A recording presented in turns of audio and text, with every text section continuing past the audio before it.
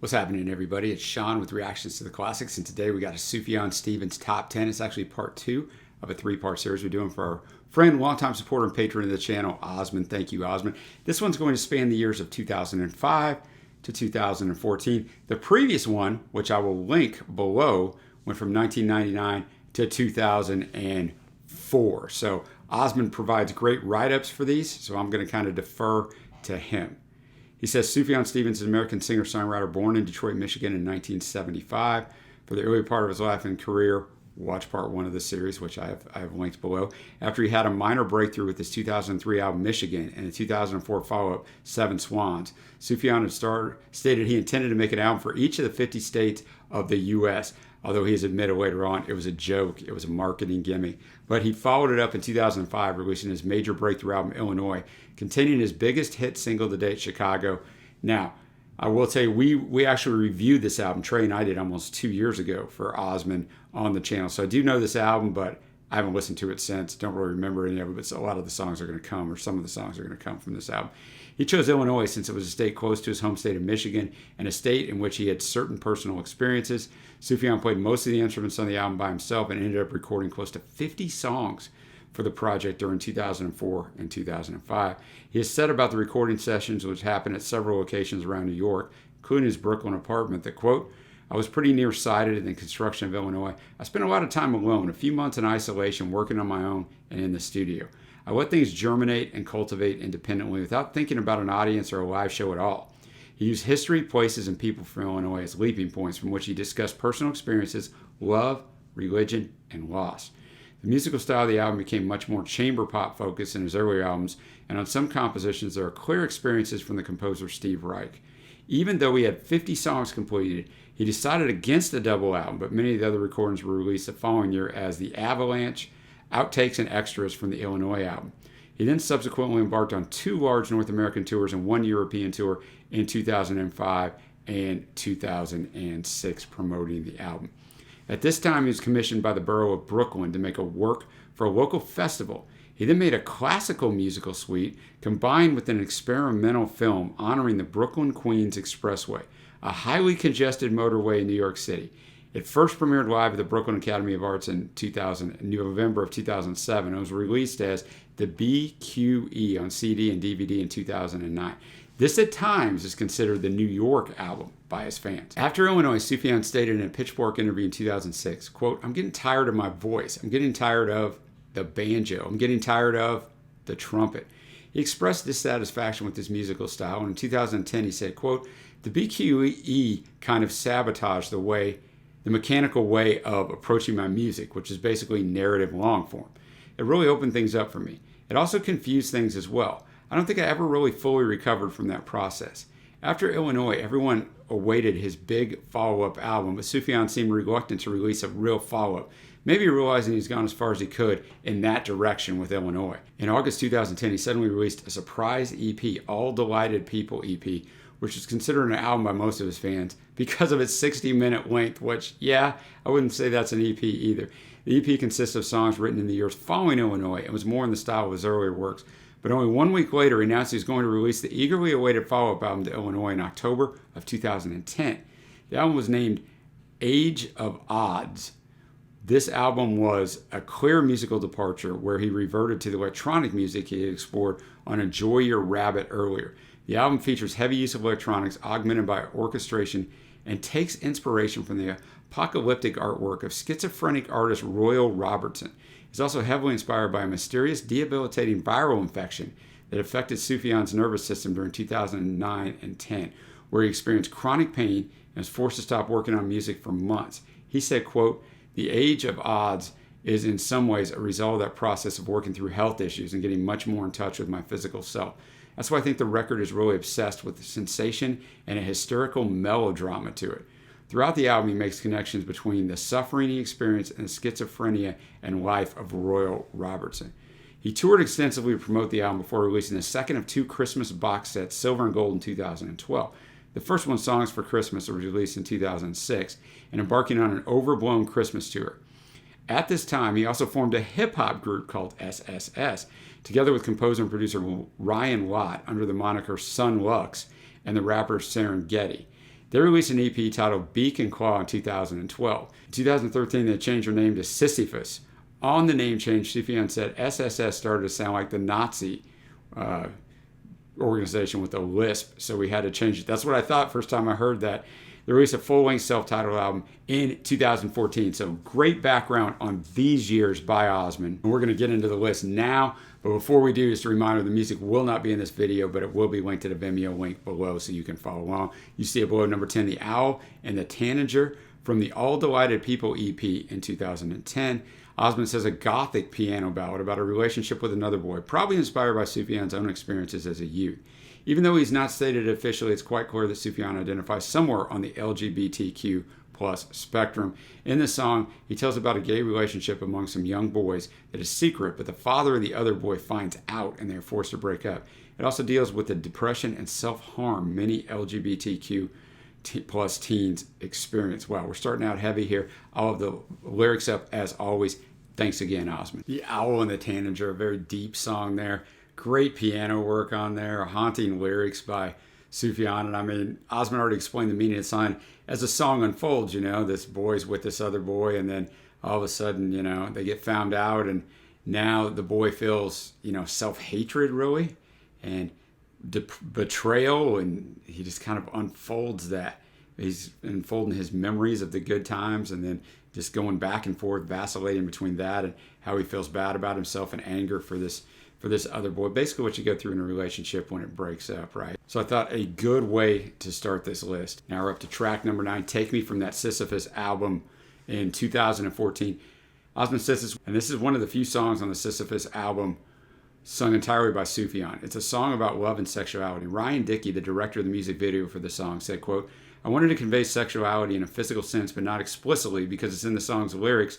The desire is cerebral and out of touch. The idea of a room you need permission to enter helps enhance it, because that's what's on the other side of that door is different for everyone. The juxtaposition of the physical and the digital is inspired by the sonic elements of the track.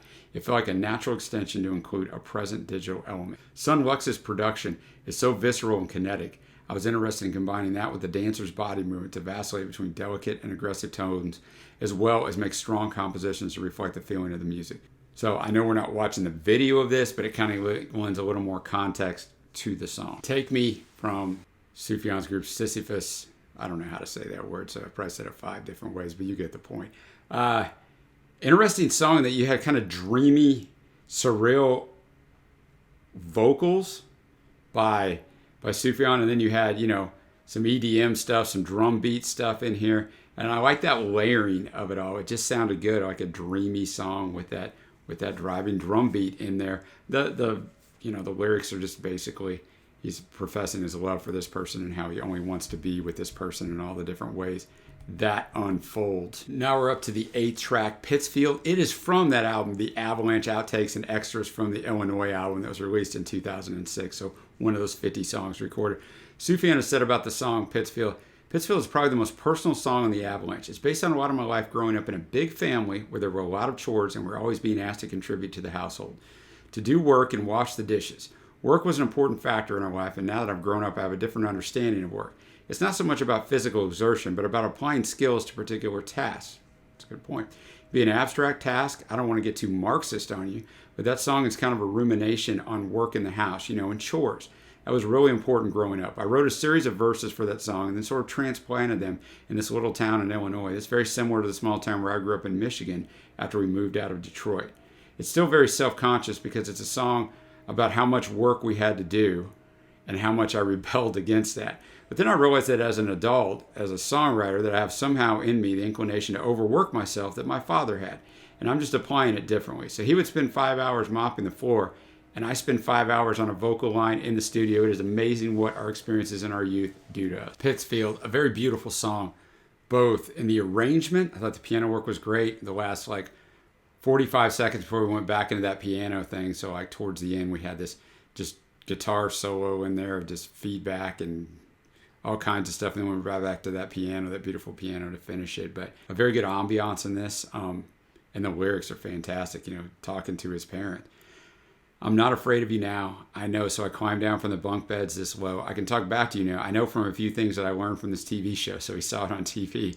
You can work Wait till midnight. We don't care. We can fix our own meals. We can wash our own hair. I go to school before sunrise in the cold. Since the time we meant to say much more, unsaid things begin to take their toll. After school, we shovel through the snow, drive upstate in silence to the cold. In the cold. You can remind me of it that I was lazy and tired. You can work all your life as I'm not afraid of you anymore. And then it just kind of talks about their house and how it's kind of just a place where there really wasn't a lot of love. Stand there, tell me that I'm no use. Things unspoken break us if we choose. There's still time to wash the kitchen floor. Tell me there's time to do all this stuff. You can work late and do yourself honor. Now that I'm older, wiser, and working less, I may regret having left the place a mess. And then he finishes up with that line is, I'm not afraid of you anymore. So a really well done song. Now we're up to the 7th track on Asmund Sufjan Stevens' Top 10 Part 2, 2005 to 2014. We have the song Illinois from the album Illinois in 2005. Asmund says Sufjan's biggest hit and the centerpiece of the Illinois album. This song is more autobiographical than the other songs in this album, many of which flipped anecdotes about Illinois figures into full songs. Chicago is based in part on the songwriter's personal experiences in Chicago. As Sufjan explained, I've had quite a few exceptional and traumatic experiences in Illinois. A few times when visiting Chicago at a particularly difficult time in my life, or driving cross country and being pulled over by the cops just outside of Peoria. In the same interview, Sufjan clarified that the protagonist of Chicago is a fictionalized version of himself. The song also acts as the main theme for the Netflix original series, The Politician. The song is about moving away to the city, first Chicago, then New York, to seek freedom and being able to reinvent yourself. Chicago. Okay, obviously, like Take Me, the 9th song, there's some intricate production on it, but this one is a different level, right? Much more lush, much more production, many more vocalists involved in the background vocals. You got a bunch of strings, you got violins and violas and cellos, and it's just a much different vibe to it. It's a really good song. The lyrics, I'm not really going to go over them. I mean, Asmund kind of talked about them, and I mean, that's just kind of how it unfolds. Obviously, as you notice, all these songs are really long, and it kind of gets the song stuck in your head, like this chorus is so, you came to take us, all things go, to recreate us, all things grow, like it just sticks in your head. I can hear it right now, but definitely a very good track and could possibly end up on my favorites. You see it below. For number 6, we have Age of Odds from the same album of that name in 2010. The title track from Age of Odds deals with themes like love, life, and death, even through the lens of others. The word odds is a misspelling of odds, so ADZ, but inspired by the misspellings used by the schizophrenic artist Royal Robertson, whom the album is greatly inspired by. The misspelling could be inspired by the notion of the ads, a vampiric being of Ewe folklore of Ghana and Benin that takes the shape of a firefly that possesses humans and gives bad luck. The theme of possession could then be linked to the schizophrenia of Royal Robertson. The album also has many images inspired by the end times. And odds, which could mean Anno Domini Z, and with Z being the last letter of the alphabet, a name for the end times. The song is about the frailty of love and life. Not a lot of simple in Sufjan stuff. Age of Odds, an 8-minute epic, but that's kind of why I'm going to play this song is it doesn't feel like it's 8 minutes, right? This grand chorus in the background. I like towards the end just had an acoustic in there. So some nice differentiation. I'm not even going to cover the lyrics because who the heck knows, man. They're kind of out there. But I did enjoy Sufjan's performance. I thought that his vocals, you actually felt them. Like he was really singing something that he believed. So that was a good one. Now we're up to number 5. We're the top half of this list. The Predatory Wasp of the Palisades is out to get us from the Illinois album in 2005. Predatory Wasp chronicles Sufjan's romantic relationship with a male friend during a Methodist summer camp he attended in his youth. In a 2017 interview with Salon, he described it as being, quote, an awakening and explained that it happened when he was in high school around the age of 16. Sufjan alludes to this same relationship more explicitly in Venus from Planetarium in 2017. The summer camp was in Michigan, but Sufjan moved it to Illinois for the sake of the album theme. All right, the Predatory Wasp of the Palisades is out to get us. Once again, a beautiful soundscape, just like Chicago, right? This whole album has that kind of soundscape, and the backing vocals and the chorus in here. He just delves out this experience he had at the camp. But the highlights for me was that sweeping chorus. Now up to number 4, The Mistress Witch from McClure, or The Mind That Knows Itself, from the Avalanche outtakes and extras from the Illinois album in 2006. This song is recounting memories from Sufjan's childhood, where his father Richard, after his mother Carrie had left them, would drive across state with children in the car to visit a lover with an ankle brace. And Sufjan actually told Pitchfork in 2006 about this song. It's based on some, he pauses, experiences I had. Would you care to elaborate on that at all? Pitchfork asked him. He said, probably not. It might be a little incriminating. And then he laughed. So who knows? The Mistress Witch from McClure. A nice trumpet on here that I mentioned during the reaction itself. And kind of some little code in here. Like the code I don't really understand is verse 2. If I'm hiding in the sleeves of my coat when my father runs undressed, he's pointing at my throat, and my brother has a fit in the snow, and the traffic stops for miles would take him by the elbow. But when they're talking about kind of seeing or figuring out an encounter between their dad and the woman in the ankle brace, the trumpet was nice. I don't think it was a banjo he was playing. Maybe it was a ukulele it sounded more like, but heck, I don't know. Some of you top flight musicians are going to know more than me, but a nice story that unfolds throughout the song. Well, here we go to the top 3 of Sufjan Stevens' top 10 list, part 2, 2005 through 2014 from Asmund. We got Vesuvius from The Age of Odds in 2010. Sufjan suffered from severe anxiety and related issues in the interim between the release of 2005's Illinois and the 2010 Age of Odds. This song deals with the insecurity Sufjan feels in going forward with his creative endeavors.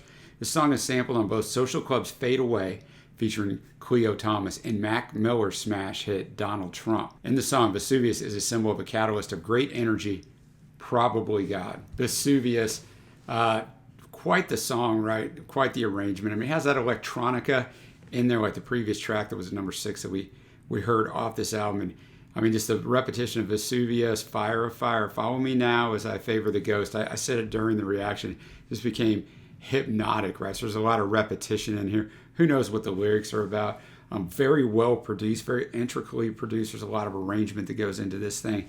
It had a great soundscape to it. Up to number 2, you see it below from the Illinois album again in 2005. We got Kazimir Pulaski Day. This song details the events that surround the death of the narrator's female friend and the crisis of faith that it triggers for the narrator. Some read this as a chronological narration of events, others as a stream of consciousness narration of past events that also includes more recent occurrences. Sufjan songs, as we know, often elicit religious undertones that only strengthen the messages without becoming consumed with biblical references. Sufjan told Adequacy that the correlation between his faith and his music exists because he believes faith does not influence us, rather it lives within us. This absolves me from ever making the embarrassing effort to gratify God and the church by imposing religious content on anything I do. I think it's a really good quote. Kazimir Pulaski Day is a holiday in Illinois that honors a Polish cavalry soldier in the American Revolutionary War. The lyrics in the song show Sufjan's serious questioning of his religion. However, the music at the end of the song shows that the experience with death only brought Sufjan closer to God. It describes a friend or a girlfriend who died on that day, on Kazimir Pulaski Day. In Illinois, if a loved one dies, you get the day off from work or school on said day.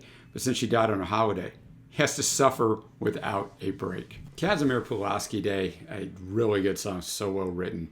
Great atmosphere. It's got that Illinois feel to it, right? The only thing I'll say, and it's the problem with some of these songs for me, I won't say it's a problem, but they go on a little bit too long. The codas could be a little bit shorter, and it would make, I think, the listening experience just a little bit better, especially when you're listening to them all consecutively. But man, it's a heart-wrenching song. Goldenrod and the 4-H stone, the things I brought you when I found out you had cancer of the bone. So we found out right away.